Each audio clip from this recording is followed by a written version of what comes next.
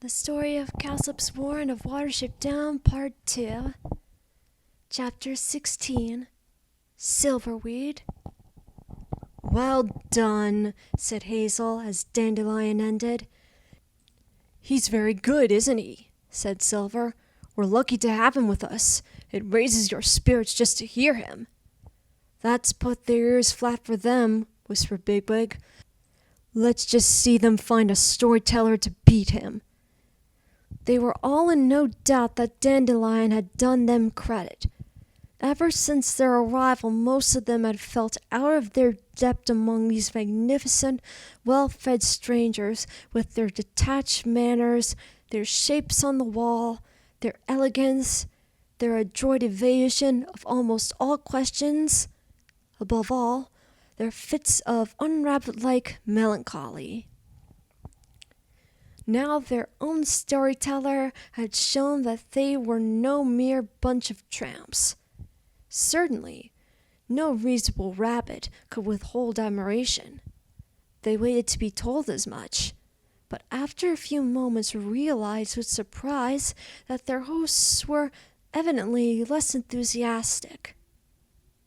"Very nice," said Cowslip. He seemed to be searching for something more to say, but then repeated, "Yes, very nice. An unusual tale." "But he must know it, surely," muttered Blackberry to Hazel. "I always think these traditional stories retain a lot of charm," said another one of the rabbits, "especially when they're told in the real old-fashioned spirit." "Yes," said Strawberry, "conviction, that's what it needs. You really have to believe in Ellery-Ra and Prince Rainbow, don't you? Then all the rest follows."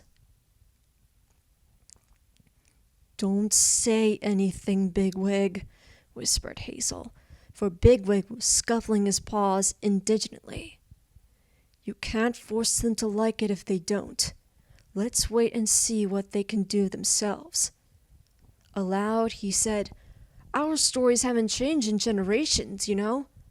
After all, we haven't changed ourselves. Our lives have been the same as our fathers and their fathers before them. Things are different here. We realize that, and we think your new ideas and ways are very exciting. We're all wondering what kind of things you tell stories about." "Well, we don't tell the old stories very much," said Cowslip. "Our stories and poems are mostly about our own lives here. Of course, the shape of laburnum that you saw, that's old-fashioned now.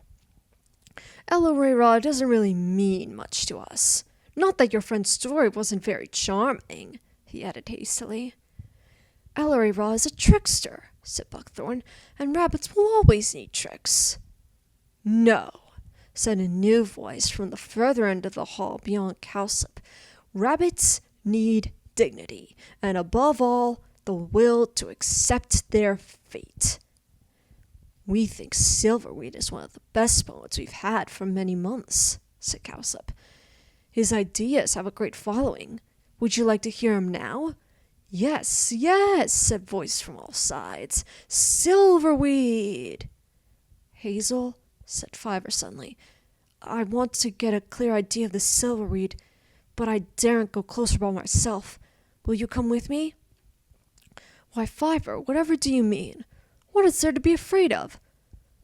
"Oh, Frith, help me," said Fiver, trembling. "I can smell him from here. He terrifies me." "Oh, Fiver, don't be absurd. He just smells the same as the rest of them.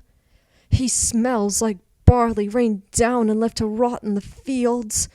He smells like a wounded mole that can't get underground. He smells like a big fat rabbit to me with a lot of carrots inside, but I'll come with you." When they had edged their way through the crowd to the far end of the burrow, Hazel was surprised to realize that Silverweed was a mere youngster. In the Sandalford Warren, no rabbit of his age would have been asked to tell a story, except perhaps to a few friends alone. He had a wild, desperate air, and his ears twitched continually. As he began to speak, He seemed to grow less and less aware of his audience and continually turned his head as though listening to some sound audible only to himself from the entrance tunnel behind him. But there was an arresting fascination in his voice, like the movement of wind and light on a meadow. And as its rhythm entered into his hearers, the whole burrow became silent. The wind is blowing over the grass. It shakes the willow catkins. The leaves shine silver. Where are you going, wind? Far, far away, over the hills, over the edge of the world. Take me with you, wind, high over the sky. I will go with you. I will be rabbit of the wind. Into the sky, the feathery sky and the rabbit. The stream is running over the gravel, through the brook-lime, the kingcups, the blue and gold of spring. Where are you going, stream? Far, far away, beyond the heather, sliding away all night. Take me with you, stream, away in the starlight. I will go with you. I will be rabbit of the stream, down through the water, the green water and the rabbit. In autumn, the leaves come blowing yellow and brown. They rustle in the ditches. They tug and hang on the hedge. Where are you going, leaves? Far, far away. Into the earth we go with the rain and the berries. Take me, leaves, oh, take me on your dark journey. I will go with you. I will be rabbit of the leaves in the deep places of the earth and the rabbit. Frith lies in the evening sky. The clouds are red about him. I am here, Lord Frith. I am running through the long grass. Oh, take me with you, dropping behind the woods, far away, to the heart of light, the silence, for I am ready to give you my breath, my life, the shining circle of the sun and the rabbit. Fiver, as he listened, had shown a mixture of intense absorption and incredulous horror. At one and the same time he seemed to accept every word and yet to be stricken with fear. Once he drew his breath as though startled to recognize his own half-known thoughts, and when the poem was ended he seemed to be struggling to come to himself. He bared his teeth and licked his lips as Blackberry had done before the dead hedgehog on the road. A rabbit in fear of an enemy will sometimes crouch stock still, either fascinated or else trusting to its natural inconspicuousness to remain unnoticed. But then, unless the fascination is too powerful, there comes the point when keeping still is discarded and the rabbit, as though breaking a spell, turns in an instant to its other resource: flight. So it seemed to be with Fiver now. Suddenly he leaped up and began to push his way violently across the great burrow. Several rabbits were jostled and turned angrily on him, but he took no notice. Then he came to a place where he could not push between two heavy worn bucks. He became hysterical, kicking and scuffling, and Hazel, who was behind him, had difficulty in preventing a fight. "My brother's a sort of poet too, you know," he said to the bristling strangers. "Things affect him very strongly sometimes, and he doesn't always know why." One of the rabbits seemed to accept what Hazel had said, but the other replied, "Oh, another poet? Let's hear him then. That'll be some return for my shoulder anyway. He scratched a great tuft of fur out." Fiver was already beyond them and thrusting toward the further entrance tunnel. Hazel felt that he must follow him, but after all the trouble that he himself had taken to be friendly, he felt so cross at the way in which Fiver had antagonized their new friends that as he passed Bigwig, he said, "Come and help me to get some sense into him. The last thing we need is a fight now." He felt that Fiver really deserved a short touch of Bigwig. They followed Fiver up the run and overtook him at the entrance. Before either of them could say a word, he turned and began to speak as though they had asked him a question. "You felt it then? And you want to know whether I did? Of course I did. That's the worst part of it. There isn't any trick. He speaks the truth, so as long as he speaks the truth, it can't be folly. That's what you're going to say, isn't it? I'm not blaming you, Hazel. I felt myself moving toward him like one cloud drifting into another. But then, at the last moment, I drifted wide. Who knows why? It wasn't my own will. It was an accident. There was just some little part of me that carried me wide of him. Did I say the roof of that hall was made of bones? No.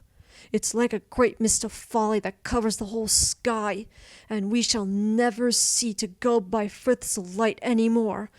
Oh, what will become of us? A thing can be true and still be desperate folly, Hazel."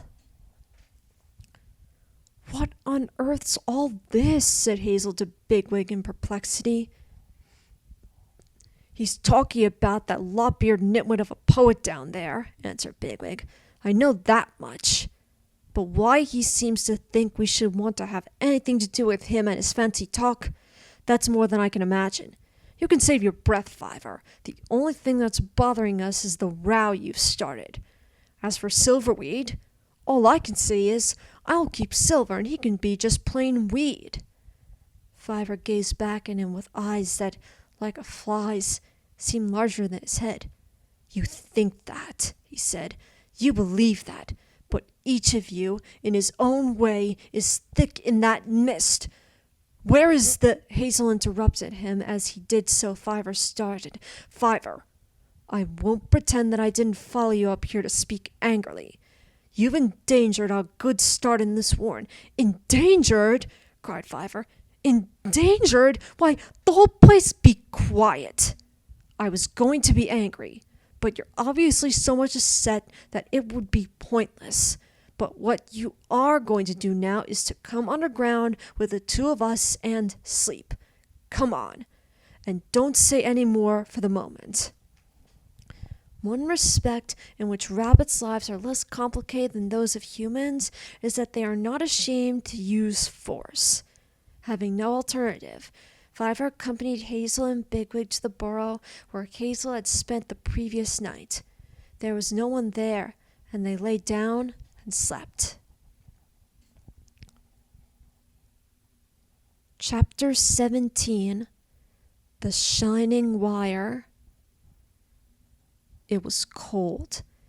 It was cold, and the roof was made of bones.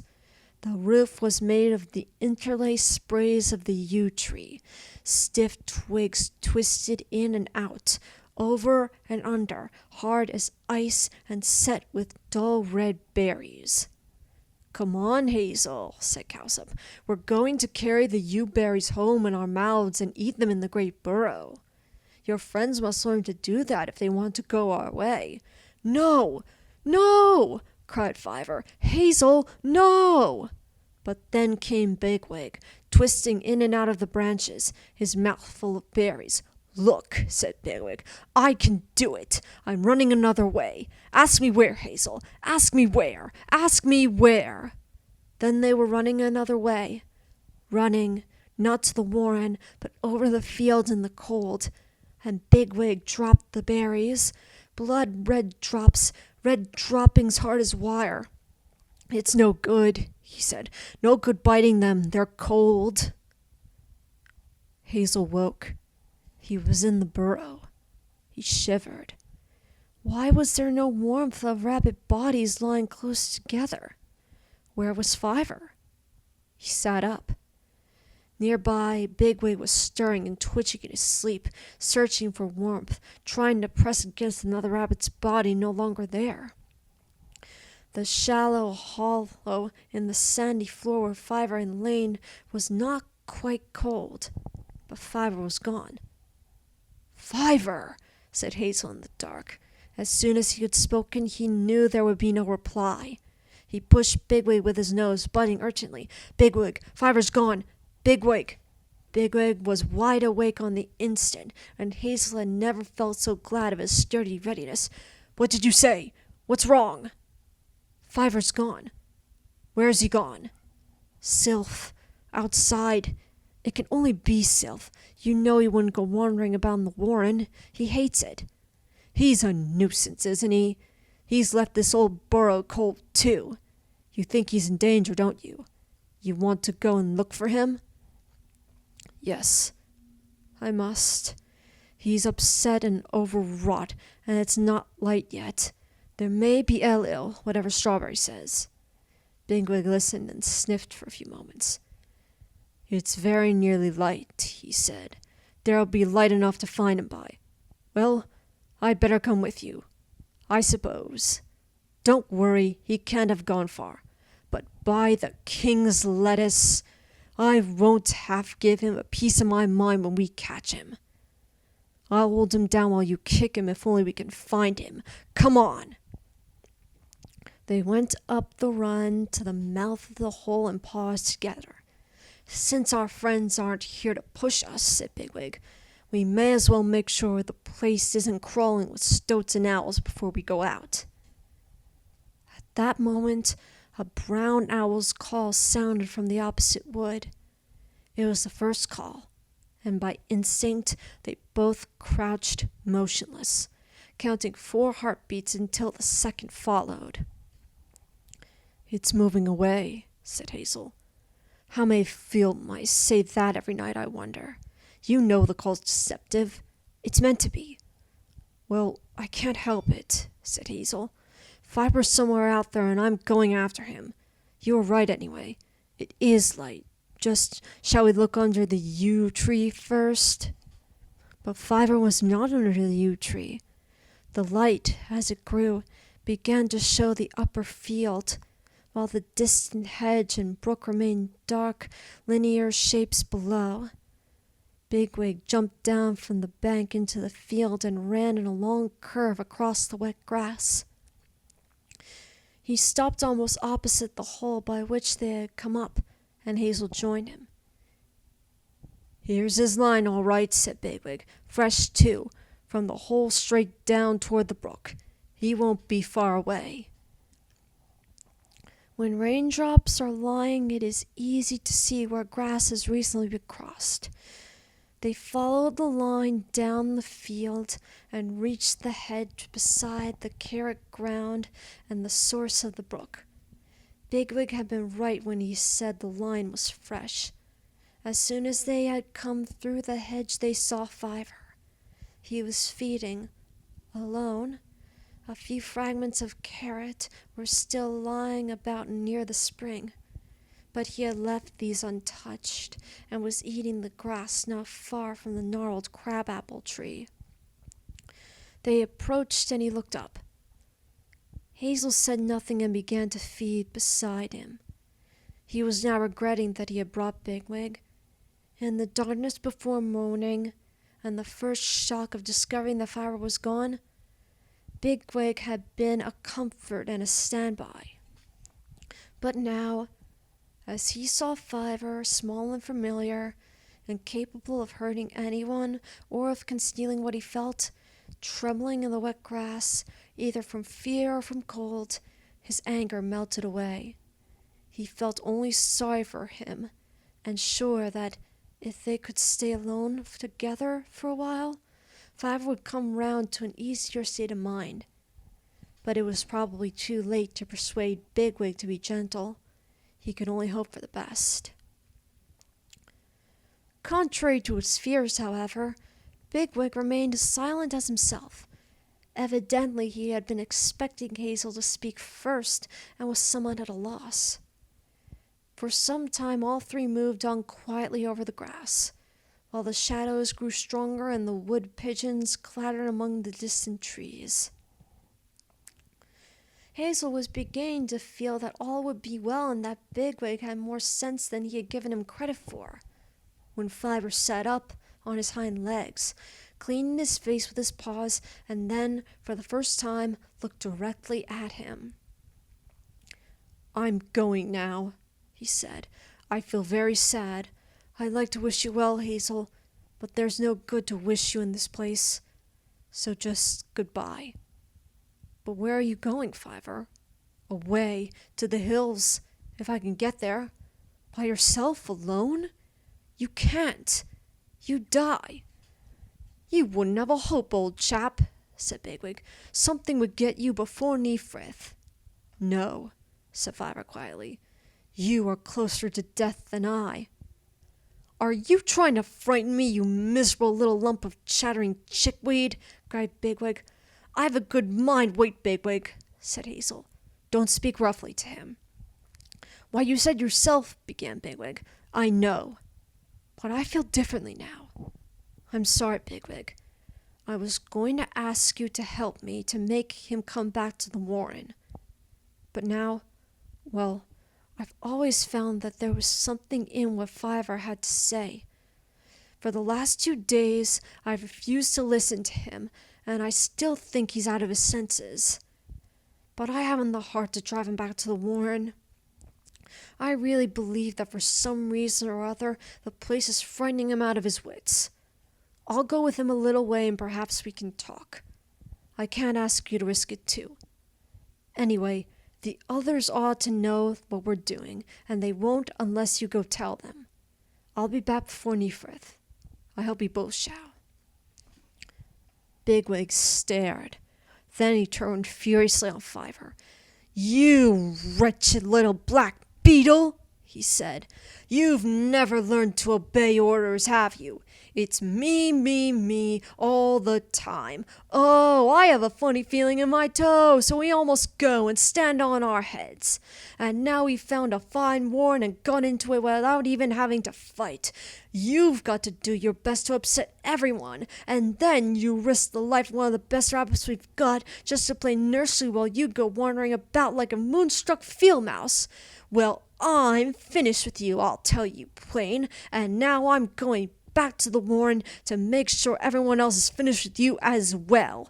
And they will be. Don't make any mistake about that." He turned and dashed back through the nearest gap in the hedge. On the instant, a fearful commotion began on the farther side. There were sounds of kicking and plunging. A stick flew into the air. Then a flat, wet clod of dead leaves shot clean through the gap and landed clear of the hedge close to Hazel. The brambles thrashed up and down. Hazel and Fiver stared at each other, both fighting against the impulse to run. What enemy was at work on the other side of the hedge? There were no cries, no spitting of a cat, no squealing of a rabbit, only the crackling of twigs and the tearing of the grass in violence. By an effort of courage against all instinct, Hazel forced himself forward into the gap, with Fiver following. A terrible sight lay before them. The rotten leaves had been thrown up in showers. The earth had been laid bare and was scored with long scratches and furrows. Bigwig was lying on his side, his back legs kicking and struggling. A length of twisted copper wire, gleaming dully in the first sunlight, was looped round his neck and ran taut across one forepaw to the head of a stout peg driven into the ground. The running knot had pulled tight and was buried in the fur behind his ear. The projecting point of one strand had lacerated his neck, and drops of blood, dark and red as yew-berries, well one by one down his shoulder. For a few moments he lay panting, his side heaving in exhaustion. Then again began the struggling and fighting, backward and forward, jerking and falling, until he choked and lay quiet. Frenzied with distress, Hazel leaped out of the gap and squatted beside him. Bigwig's eyes were closed, and his lips pulled back from the long front teeth in a fixed snarl. He had bitten his lower lip, and from this, too, the blood was running. Froth covered his jaws and chest. "Flaley!" said Hazel, stamping. "Flaley, listen! You're in a snare! A snare! What did they say in the Owsla? Come on, think! How can we help you?" There was a pause. Then Bigwig's back legs began to kick once more, but feebly. His ears drooped. His eyes opened unseeing, and the whites showed bloodshot as the brown irises rolled one way and the other. After a moment, his voice came thick and low, bubbling out of the blaze spume in his mouth. "Owsla. No good biting wire. Peg got to dig out." A convulsion shook him, and he scrambled at the ground, covering himself in a mask of wet earth and blood. Then he was still again. "Run, Fiver! Run to the warren!" cried Hazel. "Get the others! Blackberry, Silver, be quick! He'll die!" Fiver was up the field like a hare. Hazel, left alone, tried to understand what was needed. What was the peg? How was he to dig it out? He looked down at the foul mess before him. Bigwig was lying across the wire, which came out under his belly and seemed to disappear into the ground. Hazel struggled with his own incomprehension. Bigwig said dig, that at least he understood. He began to scratch into the soft earth beside the body, until after a time his claws scraped against something smooth and firm. As he paused, perplexed, he found Blackberry at his shoulder. "Bigwig just spoke," he said to him, "but I don't think he can now. He said, 'Dig out the peg.' What does that mean? What have we got to do?" "Wait a moment," said Blackberry. "Let me think, and try not to be impatient." Hazel turned his head and looked down the course of the brook. Far away, between the two copses, he could see the cherry tree where 2 days before he had sat with Blackberry and Fiver in the sunrise. He remembered how Bigwig had chased Hawkbit through the long grass, forgetting the quarrel of the previous night in the joy of their arrival. He could see Hawkbit running toward him now, and 2 or 3 of the others, Silver, Dandelion, and Pipkin. Dandelion, well in front, dashed up to the gap and checked, twitching and staring. "What is it, Hazel? What happened? Fiver said Bigwig's in a wire. Let him alone till Blackberry tells us. Stop the others crowding round." Dandelion turned and raced back as Pipkin came up. "Is Cowslip coming?" said Hazel. "Perhaps he knows." "He wouldn't come," replied Pipkin. "He told Fiver to stop talking about it." "Told him what?" asked Hazel incredulously, but at that moment Blackberry spoke and Hazel was beside him in a flash. "This is it," said Blackberry. "The wire's on a peg and the peg's in the ground. There, look, we've got to dig it out. Come on, dig beside it." Hazel dug once more, his forepaws throwing up the soft, wet soil and slipping against the hard sides of the peg.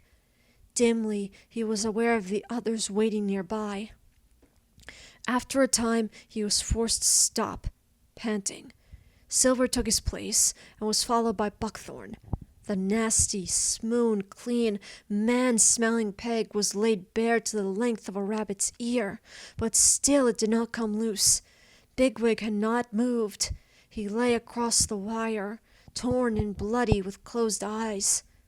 Buckthorn drew his head and paws out of the hole and rubbed the mud off his face. "The peg's narrow down there," he said. "It tapers. I think it could be bitten through, but I can't get my teeth to it." "Send Pipkin in," said Blackberry. "He's smaller." Pipkin plunged into the hole. He could hear the wood splintering under his teeth, a sound like a mouse in a shed wainscot at midnight. He came out with his nose bleeding. "The splinter's breaking and it's hard to breathe, but the peg's nearly through." "Fiver, go in," said Hazel. Fiver was not in the hole long. He too came out bleeding. "It's broken in two! It's free!" Blackberry pressed his nose against Bigwig's head. As he nuzzled him gently, the head rolled sideways and back again. "Bigwig," said Blackberry in his ear, "the peg's out." There was no response. Bigwig lay still as before. A great fly settled on one of his ears. Blackberry thrust at it angrily, and it flew up, buzzing into the sunshine. "I think he's gone," said Blackberry. "I can't feel his breathing." Hazel crouched down by Blackberry and laid his nostrils close to Bigwig's, but a light breeze was blowing, and he could not tell whether there was breath or not. The legs were loose, the belly flaccid and limp. He tried to think of what little he had heard of snares. A strong rabbit could break his neck in a snare, or had the point of the sharp wire pierced the windpipe. "Bigwig," he whispered, "we've got you out. You're free." Bigwig did not stir.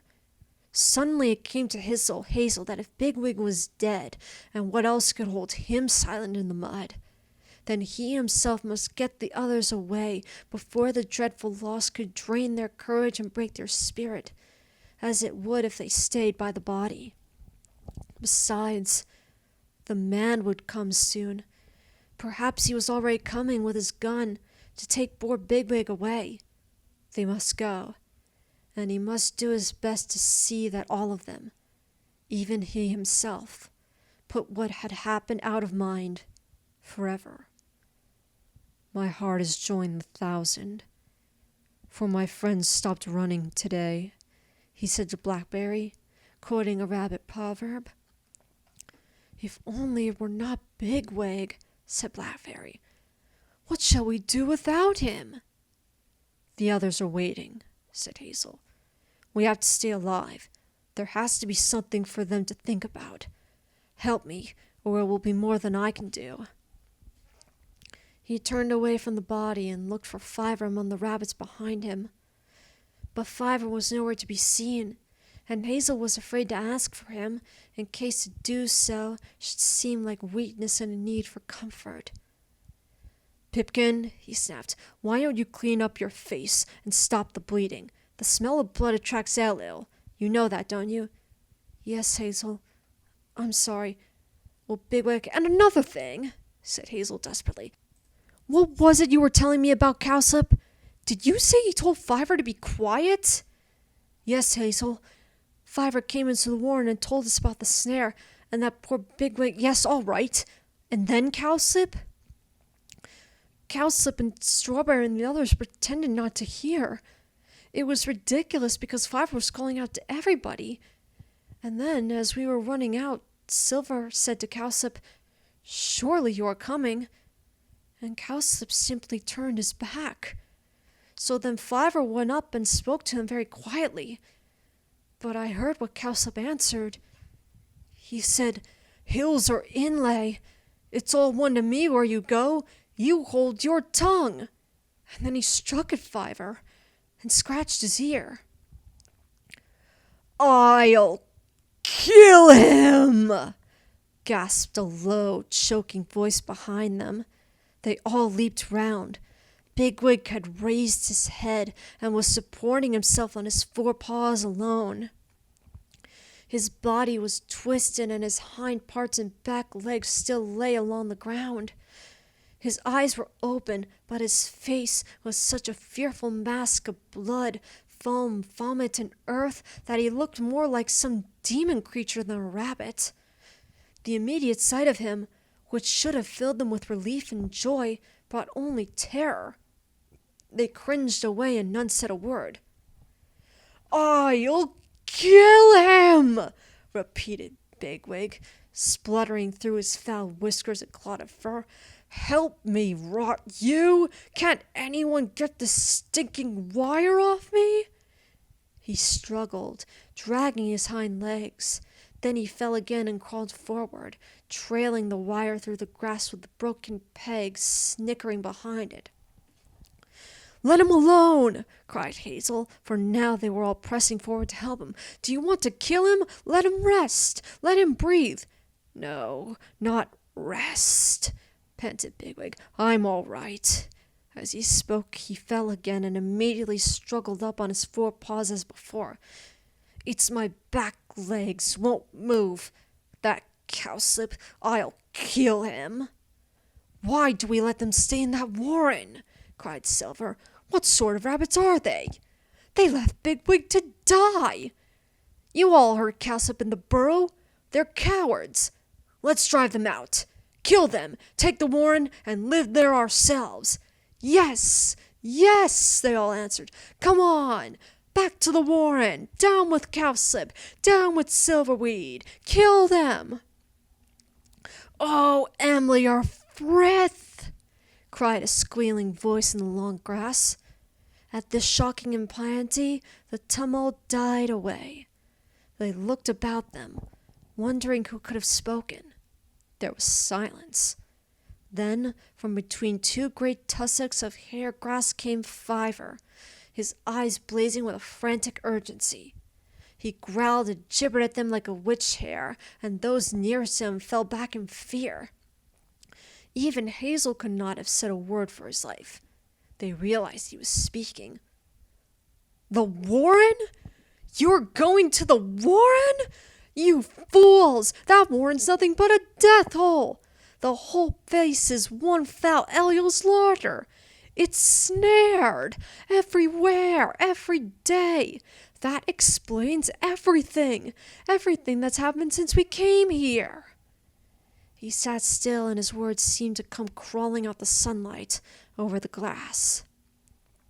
Listen, Dandelion, you're fond of stories, aren't you? I'll tell you one. Yes, one for Ellery Ra to cry at. Once there was a fine warren on the edge of a wood, overlooking the meadows of a farm. It was big, full of rabbits. Then one day the white blindness came, and the rabbits fell sick and died. But a few survived, as they always do. The warren became almost empty. One day the farmer thought, I could increase those rabbits, make them part of my farm. Their meat, their skins. Why should I bother to keep rabbits in hutches? They'll do very well where they are. He began to shoot all Eliel, Lendry, Hamba, Stoat, Owl. He put out food for the rabbits, but not too near the warren. For his purpose, they had to become accustomed to going about the fields and the wood. And then he snared them. Not too many. As many as he wanted, and not as many as would frighten them all away or destroy the warren. They grew big and strong and healthy, for he saw to it that they had the best, particularly in winter, and nothing to fear except the running knot in the hedge gap and the wood path. So they lived as he wanted them to live, and all the time there were a few who disappeared. The rabbits became strange in many ways, different from other rabbits.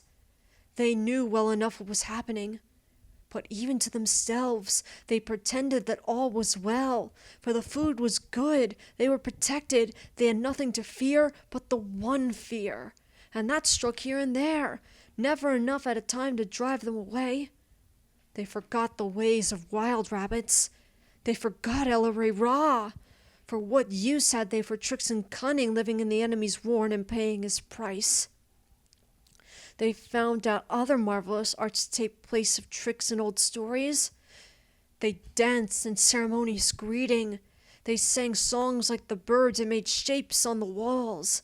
And though these could help them not at all, yet they passed the time and enabled to tell themselves that they were splendid fellows, the very flower of rabbitry, cleverer than magpies. They had no chief rabbit. No, how could they? For a chief rabbit must be Ellery Ra to his warren, and keep them from death. And here there was no death but one. And what chief rabbit could have an answer to that? Instead, Frith sent them strange singers, beautiful and sick like oak apples, like robins' pincushions on the wild rose. And since they could not bear the truth, These singers, who might in some other place have been wise, were squeezed under the terrible weight of the Warren secret until they gulped out fine folly about dignity and acquiescence, and anything else that could make believe that the rabbit loved the shining wire. But one strict rule they had, oh yes, the strictest. No one must ever ask where another rabbit was, and anyone who asked where, except in a song or a poem, must be silenced. To say where was bad enough, but to speak openly of the wires, that was intolerable. For that they would scratch and kill. He stopped. No one moved.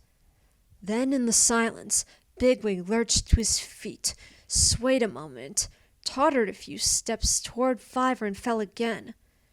Fiver paid him no heed. Then he began speaking again. And then we came, over the heather in the night. Wild rabbits, making scrapes across the valley. The Warren rabbits didn't show themselves at once. They needed to think what was best to be done. But they hit on it quite soon. To bring us into the Warren and tell us nothing. Don't you see? The farmer only sets so many snares at a time, and if one rabbit dies, the others will live that much longer. You suggested that Hazel to tell them our adventures, Blackberry, but it didn't go down well, did it? Who wants to hear about brave deeds when he's ashamed of his own? And who likes an open, honest tale from someone he's deceiving? Do you want me to go on? I tell you, every single thing that's happened fits like a bee in a foxglove. And kill them, you say? And help ourselves to the great burrow? We shall help ourselves to a roof of bones hung with shining wires, help ourselves to misery and death. Fiver sank down into the grass. Bigwig, still trailing his horrible smooth peg, staggered up to him and touched his nose with his own. I'm still alive, Fiver, he said. So are all of us. You've been through a bigger pain than this one I'm dragging. Tell us what to do. Do? Replied Fiver. Why, go! Now! I told Cowslip we were going before I left the burrow. Where? Said Bigwig. But it was Hazel who answered. To the hills, he said. South of them, the ground rose gently away from the brook. Along the crest was the line of a cart track, and beyond, a copse. Hazel turned toward it, and the rest began to follow him up the slope in ones and twos. What about the wire, Bigwig? Said Silver. The peg will catch and tighten it again. No, it's loose now, said Bigwig. I could shake it off if I hadn't hurt my neck. Try, said Silver. You won't get far otherwise. Hazel, said Speedwell suddenly. There's a rabbit coming down from the Warren. Look! Only one? Said Bigwig. What a pity. You take him, Silver. I won't deprive you. Make a good job of it while you're at it. They stopped and waited, dotted here and there about the slope. The rabbit who was coming was running in a curious headlong manner. Once he ran straight into a thick-stemmed thistle, knocking himself sideways and rolling over and over. But he got up and came blundering toward them. Is it the white blindness? Said Buckthorn. He's not looking where he's going. Frith forbid, said Blackberry. Shall we run away? No, he couldn't run like that with the white blindness, said Hazel. Whatever ails him, it isn't that. It's Strawberry, cried Dandelion. Strawberry came through the hedge by the crabapple tree, looked about him, and made his way to Hazel. All his urbane self-possession had vanished. He was staring and trembling, and his great size seemed only to add to his air-stricken misery. He cringed before them in the grass as Hazel waited, stern and motionless, with Silver at his side. Hazel, said Strawberry, are you going away? Hazel made no answer, but Silver said sharply, "What's that to you?" "Take me with you." There was no reply, and he repeated, "Take me with you." "We don't care for creatures who deceive us," said Silver. "Better go back to Nildrahane. No doubt she's less particular." Strawberry gave a kind of choking squeal, as though he had been wounded. He looked from Silver to Hazel and then to Fiver. At last, in a pitiful whisper, he said, "The wires." Silver was about to answer, but Hazel spoke first. "You can come with us," he said. "Don't say any more, poor fellow." A few minutes later, the rabbits had crossed the cart track and vanished into the copse beyond. A magpie, seeing some light-colored object conspicuous on the empty slope, flew closer to look. But all that lay there was a splintered peg and a twisted length of wire. And that's the end of the story of Cowslips Warren. I hope you enjoyed.